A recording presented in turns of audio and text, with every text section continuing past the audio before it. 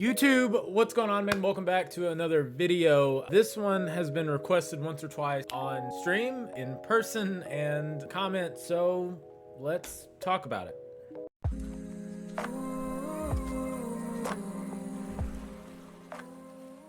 Guys, like I mentioned just a second ago, I do stream actually here on this platform, on this channel, so make sure you subscribe, like the video, all that good stuff. I stream every Monday, Wednesday, and generally either Friday or Saturday. We have a lot of fun, we do a lot of chatting, and we play a lot of Destiny. So, we'll see you there. All right, guys, if you couldn't tell by the thumbnail that I put way too much work into for it to look like that, and the title, I quit streaming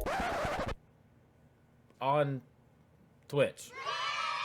So hereforth, we shall refer to it as the purple platform. And honestly, guys, just to be transparent and just so you know what we're gonna get into, this is not gonna be just a dunk on Twitch session. First time getting dunked on, kind of nervous. This is just gonna kind of talk about the reasons that I decided to swap, what the catalyst was, some of the things that we thought through, and what did not cause me to swap from Twitch over here to YouTube. This is something that I have been talking about for a long time. Several of the guys and several of the folks that know me in real life, and we've been talking about this for a while. It had nothing to do with the fact that some of these big names like Dr. Lupo and TimTheTatMan have moved from the purple platform over to YouTube gaming. Let's get that out of the way now.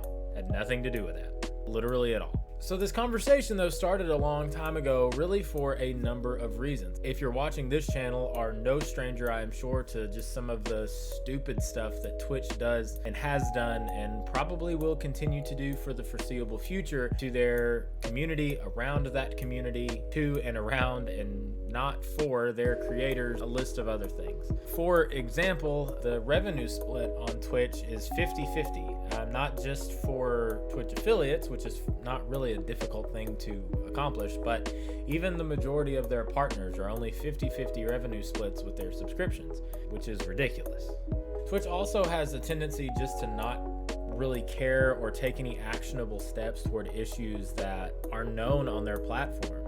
I'll save you the trip on everything. I'm not going to list everything that Twitch has done poorly, but really one of the big things, and I made a TikTok about it, and it's on my Instagram and Twitter. It's all over the place. I think I even turned it into a YouTube short, so go check that out. A day off Twitch was a few weeks ago.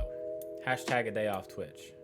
And the reason is Twitch is really, as of recording this video, being absolutely throttled with hate raids and these follow bots and all of these things, spamming chats with different messages that are just obscene, that are racist, that are xenophobic on just a variety of different levels.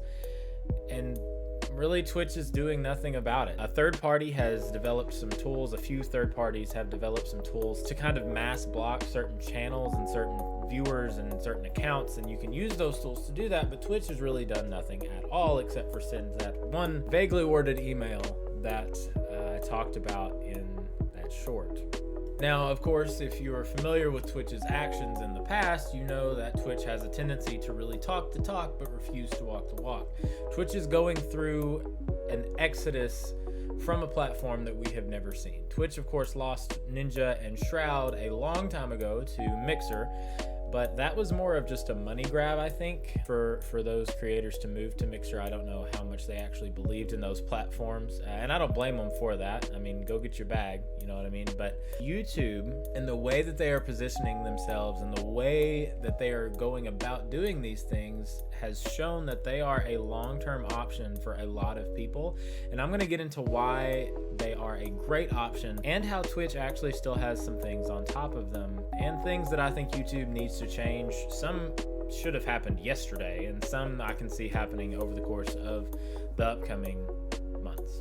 And that's something important here, I think, that I need to mention. YouTube is far from perfect. YouTube as a streaming platform is far from perfect. However, I think the pros grossly outweigh the cons, and YouTube's cons really aren't even that big of a deal. Whereas Twitch's cons grossly outweigh their pros, and the pros that you get on Twitch are really not that big of a deal. See what I'm saying?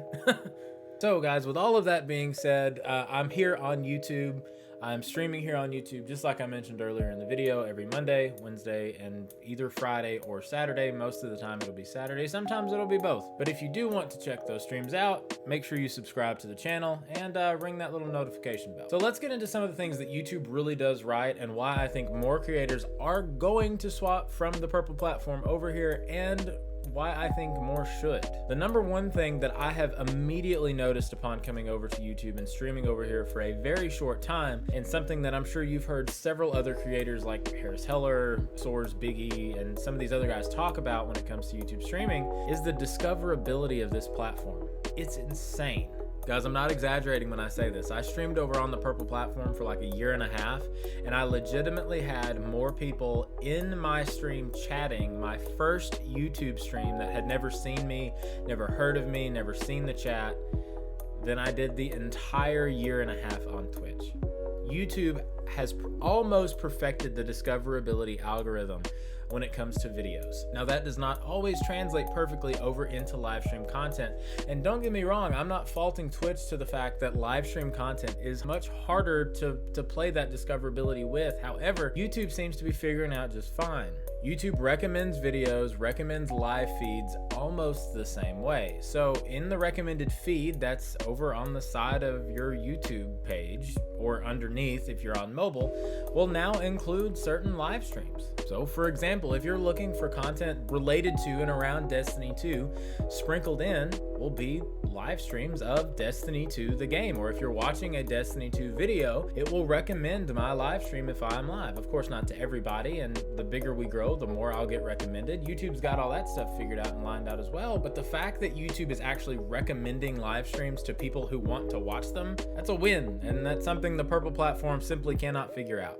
And YouTube also, of course, is a platform developed around video content in the first place. So it's a place where people go to consume large amounts of content, most of the time over a long period of time. Now, you obviously have short form content too, such as the YouTube short game, which is phenomenal. I have a bunch on this channel that have done really well. You pair all that stuff together and you have an amazing platform. On to the actual revenue side of things, it is harder to get revenue share from YouTube. I'm not saying that it isn't, but to be fair, the revenue share that you get being a Twitch affiliate is almost none anyway.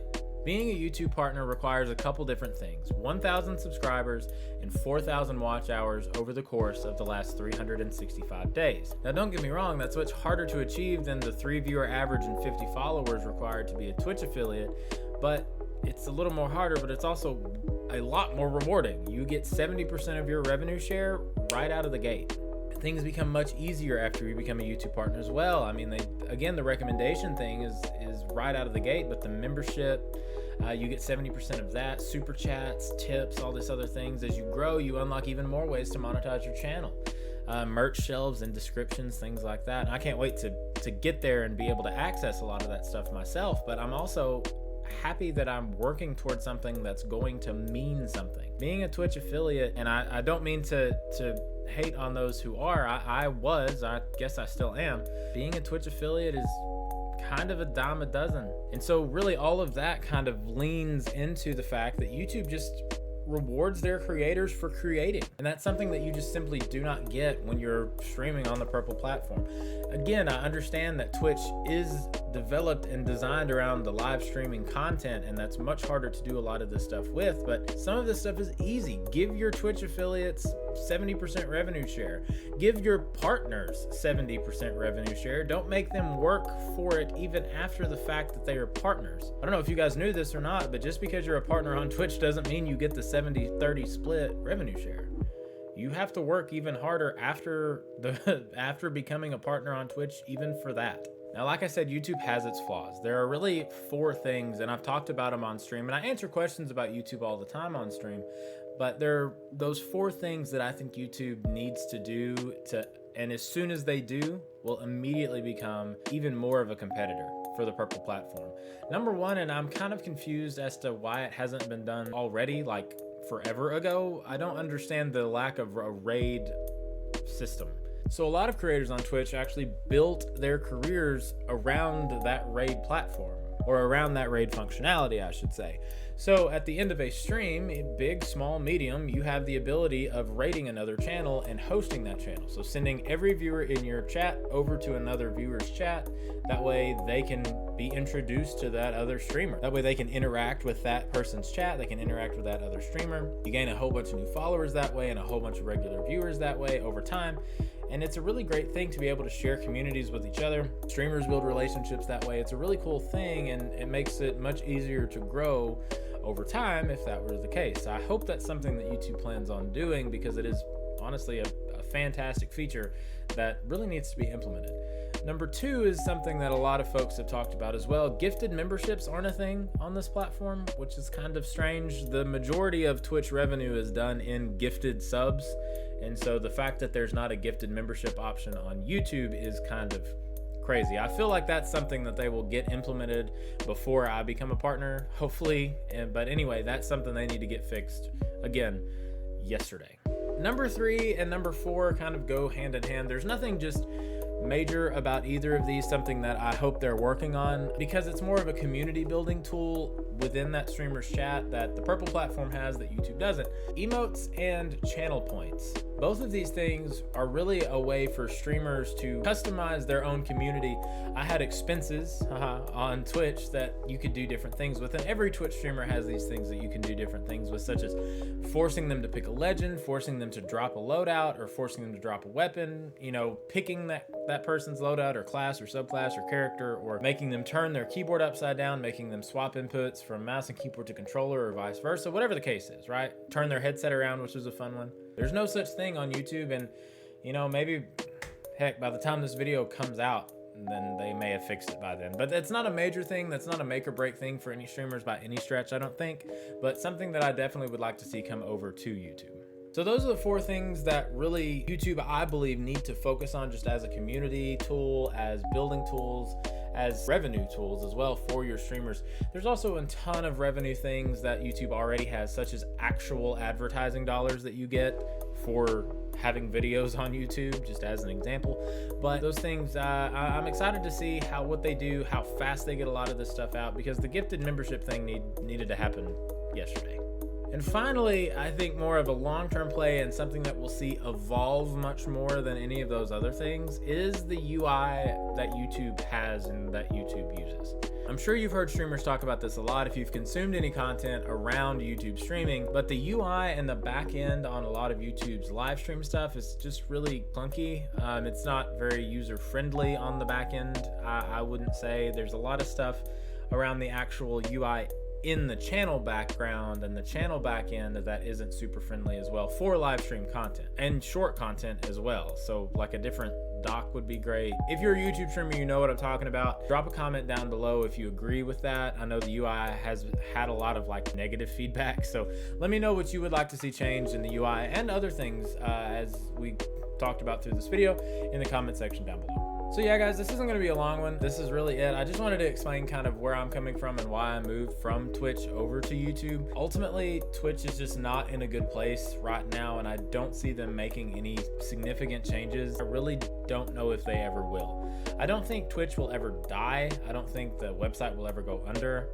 But ultimately, guys, Amazon is a revenue first business. They just are, and most businesses are, and that's fine. That makes sense. But I think the way they're going about it with Twitch is just incorrect. They don't care about their creators. They tend not to care about the communities around them. I mean, the social media managers on like Twitter are doing everything that they can. Those guys are doing a great job. They handled the TimTheTatMan leave with the utmost of class, I think, but overall as a company, it's just not somewhere I want to be. My favorite quote from the first stream that I ever did actually was Austin, and he said, YouTube looks good on you, bro. So hey, YouTube may look good on you too, fam. So if you're making the switch or thinking about making the change, you've got my support. And hey, if you are, leave a comment down below. And if you have any questions, anything I can answer for you, please, again, reach out, let me know. I also have a Discord that's linked down below. Shoot me a DM on Twitter or on here, whatever. Can't wait to hear it from you. And I will see you guys in chat. And I appreciate it very, very much. We look forward to this YouTube journey, me, the whole team. And honestly, I can't wait to see where it goes.